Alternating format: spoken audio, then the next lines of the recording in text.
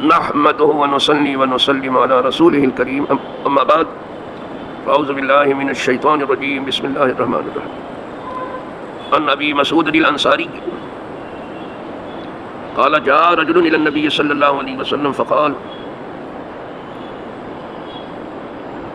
انه ابدا ابي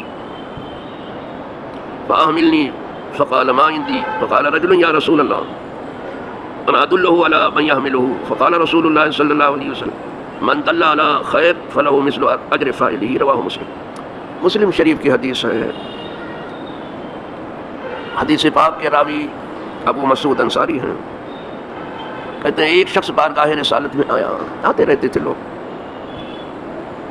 اور عرض کیا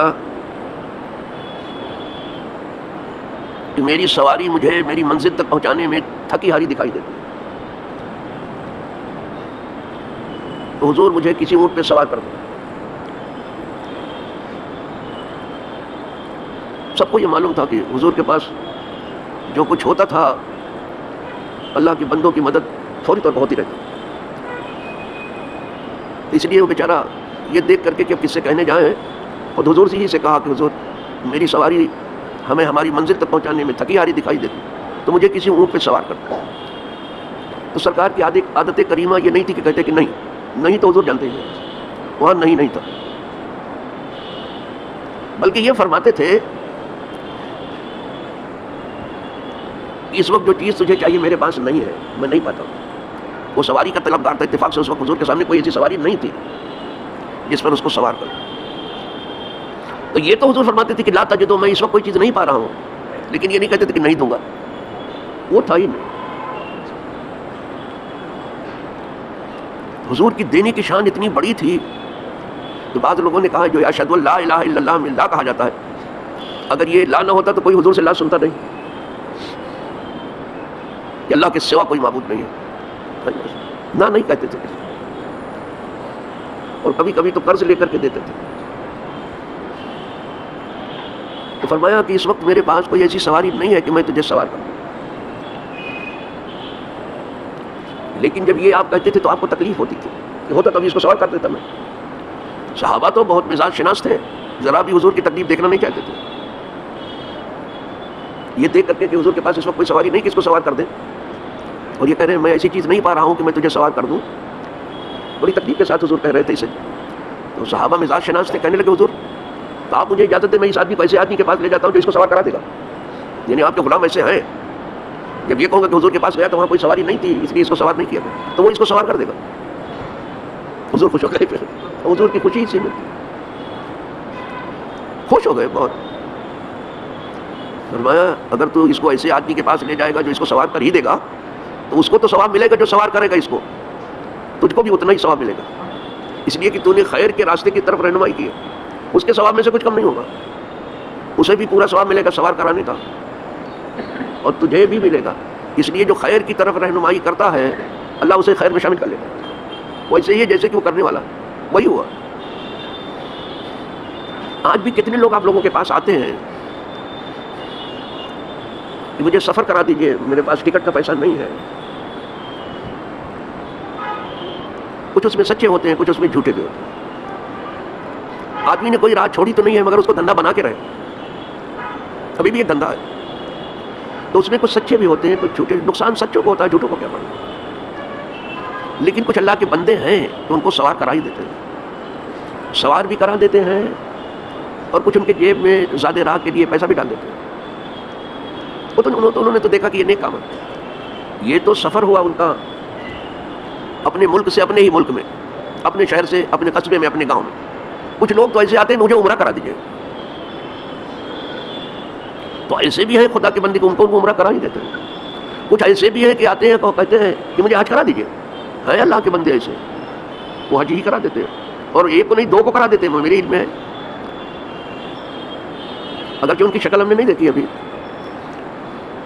دو غریب بچے بیچارے یہاں جو ٹیلر کا کام کرتے تھے بیٹھ کے تفسیر سنتے تھے، کوئی ان کا پرسان حال نہیں تھا، کھانے پینے بھر کو کما لیتے تھے، اور تفسیر سننے والوں میں کچھ ایسے بھی ہیں جو سامنے نہیں آتے، وہ صرف ہاؤس کے پاس بیٹھ کے سن لیتے ہیں لیکن سنتے ضرور ہیں، وہ ہمارے سامنے نہیں آتے، شاید آج تک نہیں آئے۔ تو ان دونوں غریبوں پر اس قرآن کی تفسیر سننے والے کو ترس آیا، تو یار تم لوگوں کے اندر میں دیکھتا ہوں کہ حج کی طلب بہت ہے، لیکن ہم بہت غریب، ہم کیسے جا سکیں گے؟ ہم نہیں جا سکتے۔ کہا نہیں ایسی بات نہیں، دونوں کو بھیج دیتا ہوں، لیکن حضرت سے نہ میرا تعارف کرنا نہ بتانا کچھ، کیونکہ یہ اللہ والے واہ واہ کے لیے کام نہیں کرتے، دین مارنے کے لیے کام نہیں کرتے۔ یہ سیاسی لوگ نہیں ہیں کہ ایک مرغی دے کے اعلان کریں، ایک مہینہ پہلے آپ کو ایک مرغی دیا تھا، یہ سیاسی لوگوں کا دھندا ہے، کرتے کم ہے اعلان دنیا کا کرنا، اللہ والا کچھ اس کا معاملہ۔ اگر کوئی نیکی اس سے ہو گئی بیچارے غریب سے، تو نیکی کرو کنویں میں ڈال، بھول جاتے ہیں، کبھی بھی نہیں تذکرہ بھی نہیں کرا، آج تک اس کی شکل میں نے نہیں دیکھی ہے۔ وہی دونوں نے بتایا کہ وہ آپ کا بہت چاہنے والا ہے، وہ بولا حضرت کی تفسیر میں برابر سنتا ہوں، وہ بہت دور بیٹھ کے سنتا ہے، اتنا تگڑا عمل ہے، اور کچھ لوگ قریب میں بیٹھ کے سنتے ہیں، اتنا صفر عمل ہے ان کا، کچھ نہیں۔ کیا معلوم آپ کو کہ کون کہاں بیٹھ کے کیا کر رہا ہے کیا نہیں۔ دو کو بھیجا اس نے، حج میں بھیجا، آج تک میں اسے جانتا نہیں ہوں، بس حضرت کو سلام میرا کہہ دینا، میں ان کی تفسیر سنتا ہوں، اس سے راہ لیتا ہوں۔ تو یہ اللہ والے جو کام کرتے ہیں اللہ واسطے کرتے ہیں، دین نام کے لیے تو کرتے ہیں۔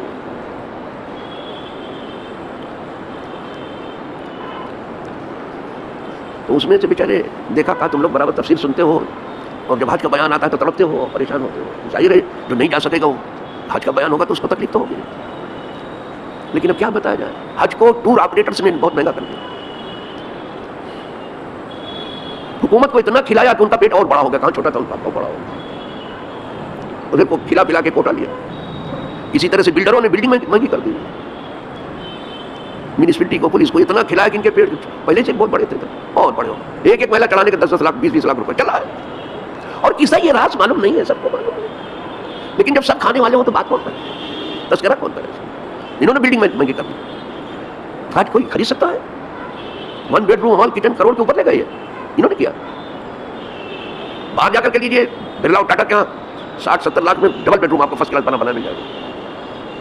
یہ ہمارے علاقے کی نوبت ہے، سب مصیبتیں کھڑی کی ہمارے اپنے آدمی ہوتی ہیں، یہ ان کو کیا پڑی ہے، ان کو کہاں اپنے گھر سے دینا ہے، پبلک سے وصول کرنا۔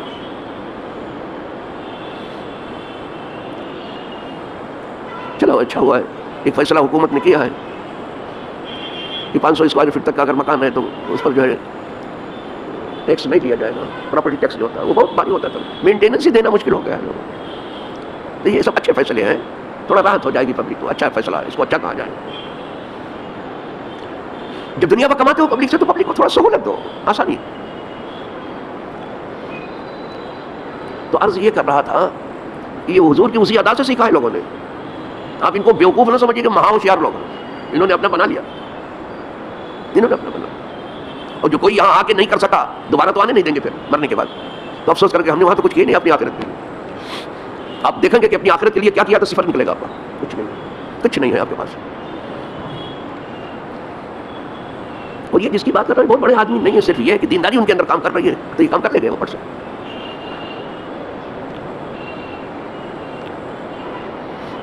اللہ راحت پہنچائے، ان دینے والوں کو کبھی کمی نہیں ہوگی انشاءاللہ۔ تو حضور نے اس کو خوشخبری سنا دی کہ اچھا تو جا، ٹھیک ہے کہ ایسے کے پاس لے جا جو اس کو سوار کرا دے، تجھے بھی وہی ثواب اللہ دے گا جو اس کو دے گا۔ دیکھا اس لیے کہ اصول ہے الدال علی الخیر کفاعلہ، نیکی کی راہ میں رہنمائی کرنے والا ایسے جیسے کہ نیکی کرنے والا، اس کی نیکی سے کچھ کمی نہیں ہوگی۔ کہا جا تجھے بھی وہی ثواب لے کے سوار کروا دیا ایئرپورٹ سے، وہ تو حضور کے غلام، ارے حضور کے پاس گیا تو کہاں پھر حضور کے غلام ہے۔ دیکھا آج بھی حضور کے غلام کام کر رہے ہیں، ایسا نہیں ہے، بھلے وہ ہزاروں میں ایک ہیں، لاکھوں میں بلکہ ایک ہیں، بقیہ تو سب جیب میں ہاتھ ڈالتے ہی نہیں جانتے، ڈالتے تو 100 بار پہنچاتے رہے گی، کیا جیب رکھنے کے لیے بنی ہے نکالنے کے لیے بنی ہے، وہ کچھ نہیں جانتے کرنا تھا۔ لیکن ایک طبقہ ہے جو رکھنا کم جانتا، نکالنا زیادہ جاتا، اور اس کا کچھ کم بھی نہیں ہو رہا ہے الحمدللہ۔ کسی ٹور آپریٹر نے، اب مجھے یاد نہیں آ رہا، بتایا کہ 1 ارب یہاں آیا تھا، اس نے اس ٹور آپریٹر کو پیسے دیے کہ 10 آدمی پہنچ کرا دینا میری، تو 10 آدمی کا دیا۔ یہ وہی حضور کی ادا ہے، ایک نہیں 10 کو کرا دینا۔ تو کیا کہنا، اب کبھی اللہ اس کے یہاں کمی نہیں کرے گا، تو عرب ہے بھائی، کچھ بھی کر سکتا ہے۔ لیکن یہ ٹور آپریٹر بھی ایماندار ہے، جب اس نے کہا نہیں تو 10 کو رکھ لیتا، اور خود اکیلے سب کی طرف سے حج کرنے کی بات کرتا، کتنے ایسے خود ہی رکھ لیتے۔ اللہ بچائے ایسی آفت سے، ایسی مصیبت سے۔ وہ ادا سیکھنی چاہیے جو حضور تھے، جس کے پاس سواری نہیں ہوتی تو حضور دیتے ہی تھے سواری اس کو، جس کے پاس کپڑا نہیں ہوتا تو اسے حضور کپڑا دیتے ہی تھے، جس کے پاس کھانے پینے کو نہیں ہوتا وہ دیتے ہی تھے حضور۔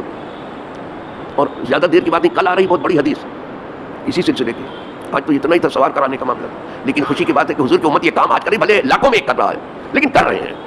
اللہ ان سے قبول کرے اور دوسروں کو توفیق دے۔ الفاتحہ۔ ذرا آپ بہت تکلیف سے سنیں گے، مجھے بھی بہت تکلیف ہوئی۔ قاری ریاض الدین اشرفی کسی ضرورت سے بیچارے کسی طالب علم کے ساتھ لندن گئے ہوئے تھے. ویسے بھی لندن کا سفر 12-13 گھنٹے کا ہے، لمبا سفر ہے، لیکن انہیں معلوم نہیں تھا کہ یہ میرا آخری سفر ہے. کسی کو کچھ معلوم نہیں. جاتے رہتے تھے، قرآن شریف بہت اچھا پڑھتے تھے، نعت پاک بہت اچھی پڑھی، یہاں شروع بھی کرتے تھے، آپ کے یہاں جلسہ وغیرہ کرا کرتے تھے. بہت بھلے آدمی، بہت نیک آدمی تھے بیچارے، اچھے آدمی تھے، بہت بادب تھے. تو وہاں گئے تھے، لندن سے مانچسٹر جا رہے تھے، شاید بائی روڈ جا رہے تھے، وہ گاڑی سلپ کر کے ایکسیڈنٹ ہو گیا. تو یہ بھی اس میں جابر نہیں ہو سکے اور ان کا طالب علم بھی نہیں بچ سکا. دونوں کو موت آئی. اللہ درجہ شہادت کو فائز کرے انہیں، اس لیے کہ ایکسیڈنٹ وغیرہ کی موت خدا کرے یہ درجہ شہادت لے لے کر کے بھی بات پھر بن جائے گی، ہو جاتی. اور ان کے پسماندان کو اللہ پاک صبر جمیل عطا کرے.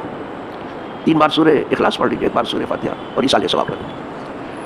بسم اللہ الرحمن الرحیم، الحمدللہ رب العالمین، الرحمن الرحیم، مالک یوم الدین.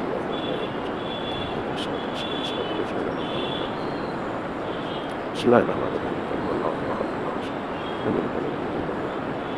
بسم اللہ الرحمن الرحیم.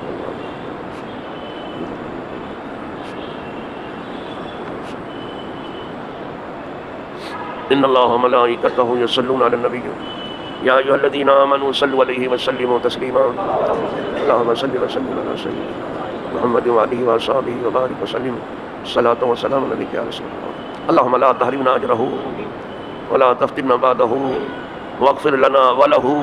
اللہم اغفر لہ، اللہم اغفر لہ، اللہم اغفر لہ وارحمہ رحمۃ واسعہ برحمتک.